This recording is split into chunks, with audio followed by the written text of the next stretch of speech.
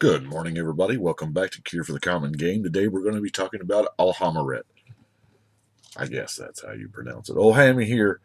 I did something I don't normally do. I try to, before I record a deck, I'll lay it out and kind of get all the instance of the creatures or all the things that do a specific thing for that deck together. Well, I laid out his deck here, and it absolutely churned my stomach. I'm not going to lie.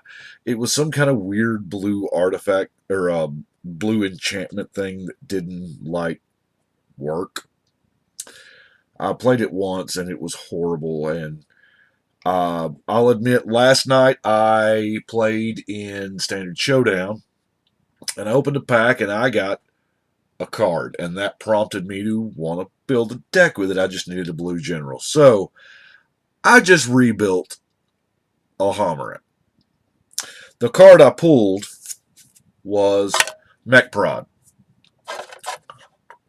Now, the mechanized production is alright, so at the beginning of your upkeep, you get a token that's a copy of the artifact that you enchanted. And you get 8 of them with the same name, and you just a win. So I thought, well, blue artifacts, they've always kind of gone together. So what's my artifact? What's my token? What am I going to win with? And I thought, well, thopters, the 1/1 flying thopter. So that's what I went with. Got ourselves a thopter spy network. I mean, wow. It does 2 decent things. Now, also, because of, those 2 being enchantments or whatnot that trigger during your upkeep, I went with Paradox Haze. And also copy enchantment. Now, it still looks pretty heavy enchantment. I get that. But I was like, well, what else can we do? So I need things to either make thopters or things that work well with Paradox Haze. Now, things that make thopters. The Whirler Rogue. He comes into play and you get 2. Hangerback Walker can just about win you the game himself if long enough and you can put counters on him and whatnot. The Aspiring Aeronaut. The Aviator. Wait a minute. Did I already have the Aviator? Or is that 2 guys that do real close to the same thing? Oh, one's a 2/2, one's an 0/3. Okay. It's like, wow. Then the Thopter Assembly.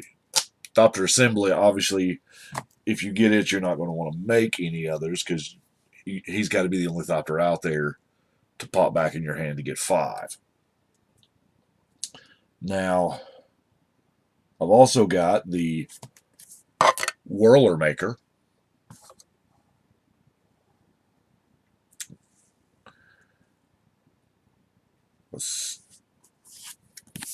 Efficient Construction.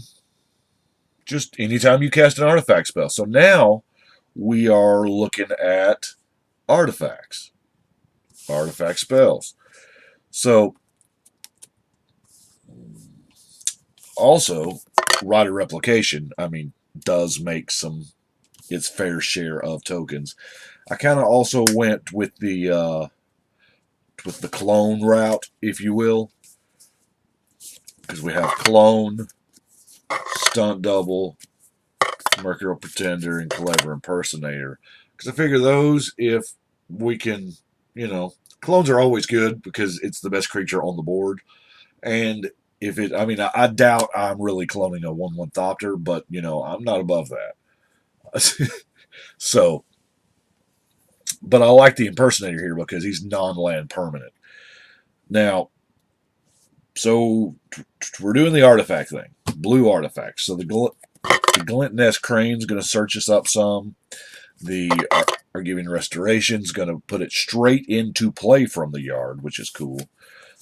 The Chief Engineer, going to give them Convoke.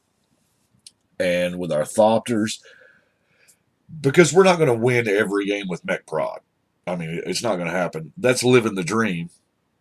But, you know, it's just not going to happen. The utility of Propaganda, Clone Legion. I mean, hey, we could actually get somewhere with, I mean, you know, fighting with our flying dudes. Minds Unbound works incredibly well with Paradox Haze. So does, As Foretold. If I had one of those, it would straight up be in here. Puka's Mischief, pretty neat. You know, here you go, guy. You can have a Thopter, and I'll take your Blightsteel. Now,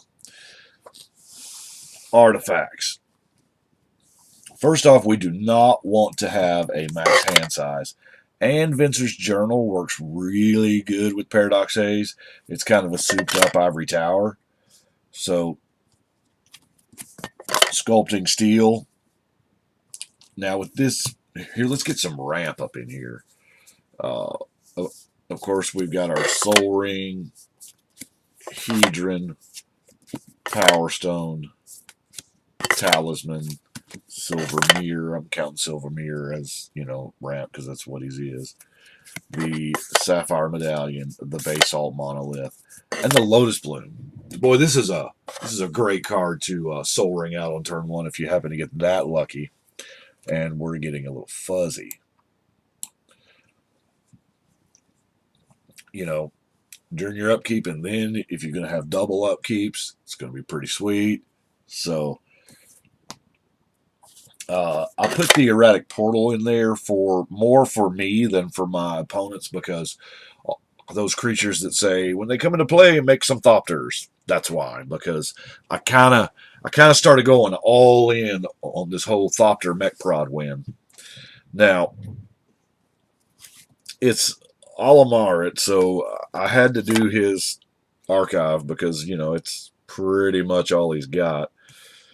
The Skull of Orm is to get back the Mech Prod or anything else from the yard that I absolutely got to have. Panharmonicon is going to make sure that those comes into play. Getting Thopter things are going to, you know, be a little more fruitful. As is the Cyclonic Resonator, because it says when and at and all that stuff. So, you know, at the beginning. So, yeah, it's cool. Now, let's see here. Soul Foundry. Now, Soul Foundry, it's got to be, the creature has to be in your hand, so we can't do a Thopter. But it could totally be one of those guys that make them. You know, I mean, it's kind of, here again, kind of corner case. But, as I said, all in on Thopter wins. And that's a foil, and it's going to be hard to get focused right. Crystal Chimes is going to get them back as well. Bite into Thassa. We're going to draw some cards off of our Thopters if they get in there. Junk Diver. Decent card. It's going to get back your pieces of artifacts if they do accidentally get destroyed. Say maybe they get destroyed before you drop your Forge. Once you drop your Forge, you know, you've got the O-Stone and the world is cool. Planar Bridge. Going to help get what you need. If I had a clock, it'd be even better. Well, I mean, I do have a clock. I have the Armageddon clock, but I don't have the Unwinding clock. But the Armageddon clock here is kind of a tongue-in-cheek Paradox Haze card. Eventually, it's going to blow up. Yeah. So, I say it's a slow clock. It picks up pretty quick when you get the Paradox Haze. Bunch of damage. Relearn's going to get us back an instant or a sorcery, which is probably something blue shouldn't be able to do. Love it because it's old, and I like that ability. Now, Trophy Mage, y'all saw there's a ton of artifacts in here that cost 3.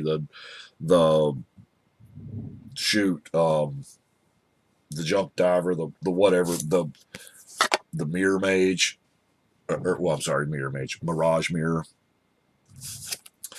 Golden urn is also a fairly decent. I mean,